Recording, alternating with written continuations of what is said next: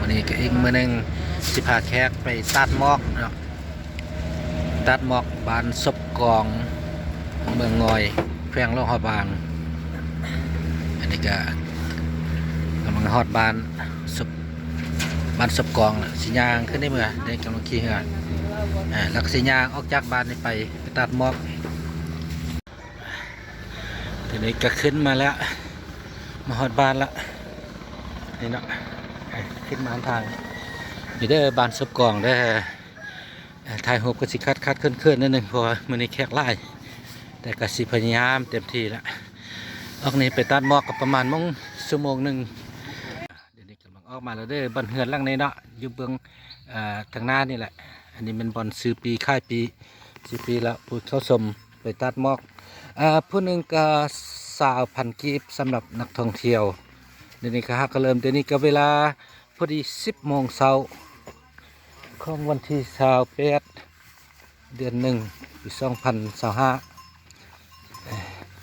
อันนี้ทางยางเนาะก็มีงัวมีควายขี้งัวขี้ควายขี้เป็ดขี้ไก่มาตอนฮับได้เนี่ยทางยางออกมาได้หนึ่งก็ยางผ่านทุ่งนาก็มีน้ำห้วยเนาะแล้วก็ที่ยางไปละตีนผ้าไปละนี่ห้วยจังหวะอาจจะเป็นน้ำกล่องเนาะห้วยกล่องทางยางครับเป็นอันนี้นี่แหละทางยางเนาะเสือมันยางดียางงามก็จะมีเนาะทางป่าทางภูทางไห้ทางนาทางหัวทางส่วนนี่ก็มีส่วนอย่างนี้แต่ก็ดีเนาะวิถีชีวิตของคนมาเห็ดอันได้ก็กินน้ำอันนั้นอันนี้ก็มีหมูมีไก่ทางไห้ทางนานี่อันนี้อุดมสมบูรณ์มีออร์แกนิกฟาร์มอย่างนี้เนาะจากนี้ก็สิยางโอ้ขึ้นมาสั่นเพราะนั่นแหละเบิดจากฮอดละยางมาได้ประมาณ40 นาทีก็สิฮอดละน้ำตกตาดนี่ก็สิอยู่แถวคือกลางแถวนี้เนาะบ่ไกลละแต่นี่ก็ว่าแล้วเนาะนี่ละบ้านนี้ก็เขาจะปลูกผักปลูกผักเทียมผักกาดงามผ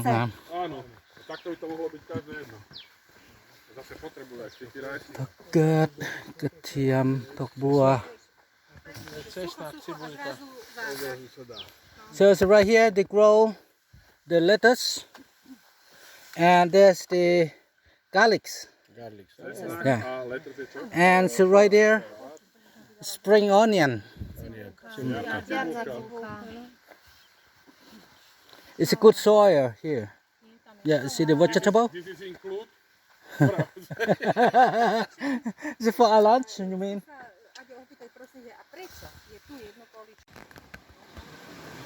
อันนี้เนาะข้ามน้ำกันนี้ก็มาจากน้ำตกตาดเลยกระเบื้อง3,000 เบื้องน้ำนี่ได้ว่าน้ำตกตาดน้อยล่าปานได้เพราะว่าตัวนี้มาเติมน้ำตกทางยางก็ธรรมชาตินี่เลยทางยางคิดว่าน้ำตกอยู่วันกอกไม้สีข้าวนี่นะบางทีก็เห็นต้นสีข้าวอะไรมันน้ำตกนะนี่ก็ย่างมาไกลๆละอย่างติมประมาณช่วง10 นาทีก็ฮอดแล้วเนี่ยเมื่อกี้เนาะก่อนสิขึ้นมามันก็มี2 ทางหนึ่งไปทางขวาทางหนึ่งไปทางซ้ายขึ้นแบบนี้เลือกเอาทางซ้ายขึ้นภูลงเมืองมาหั่งแล้วก็บนจืดเนาะจะไปลองบ้างกัน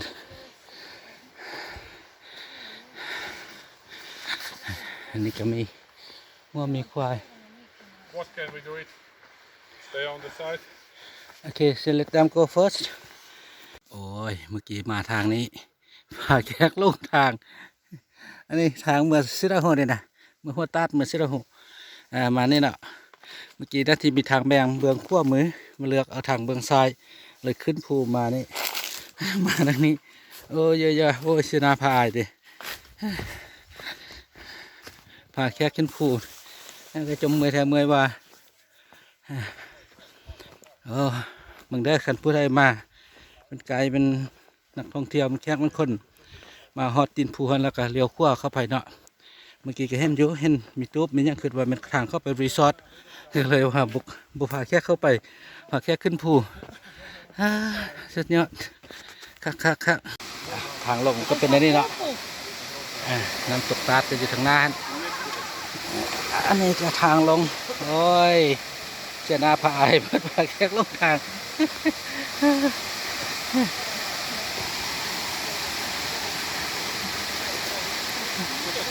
It's okay? Okay.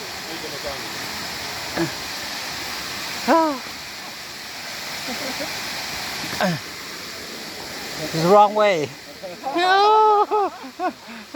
Good. That's a good shot. Yeah. It's good exercise. นี่มาที่ทางอันนี้มันทางลงมาเนี่ยนะมันทางขึ้นฮอลลาเดอร์ตัดหมอกเด้อนี่ Finish? ตัดหมอกงามเอาพูดได้ไกลแค่คนนักท่องเที่ยวพูดได้บ่เคยมาเด้อสัมผัสเด้อฮอลลาเดอร์ตัดหมอกนี่แหละบรรยากาศงามย่างจากบ้านออกมาก็พอดี1 ชั่วโมงหนึ่ง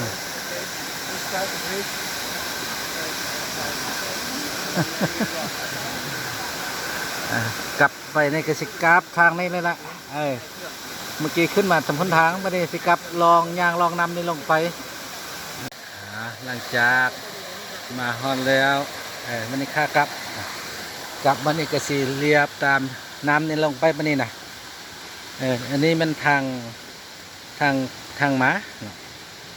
เราให้แต่เป็นทางกลับมันก็ยากนิดนึงแต่ก็บจนภัย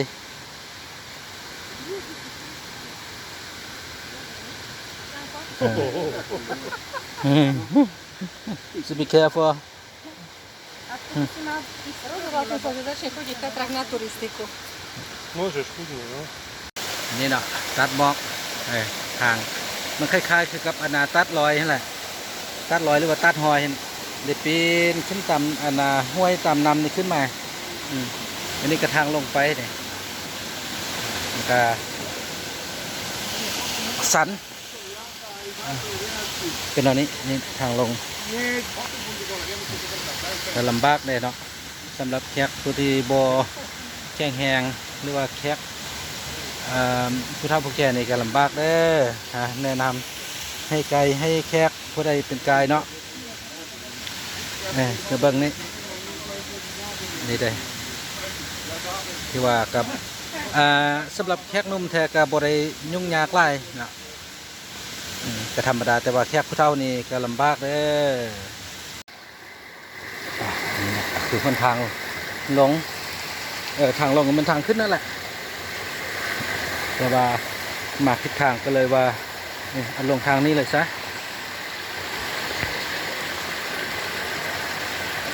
เนี่ยได้ก็แนวละ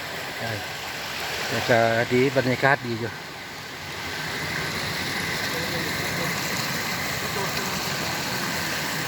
แต่ว่า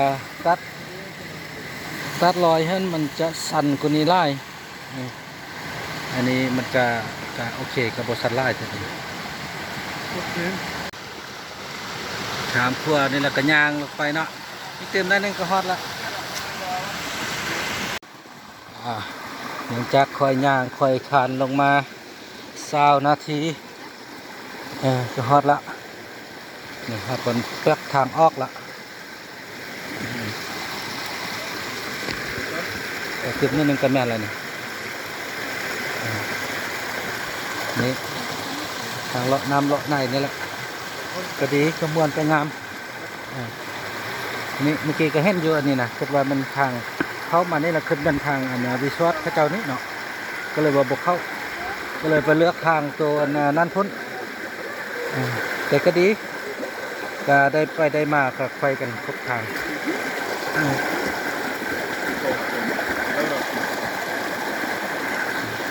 ปิกวิดีโอ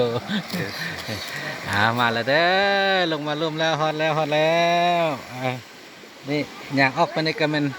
อยากออกไปในกันมันทางแบงเลยเด้อ โอเค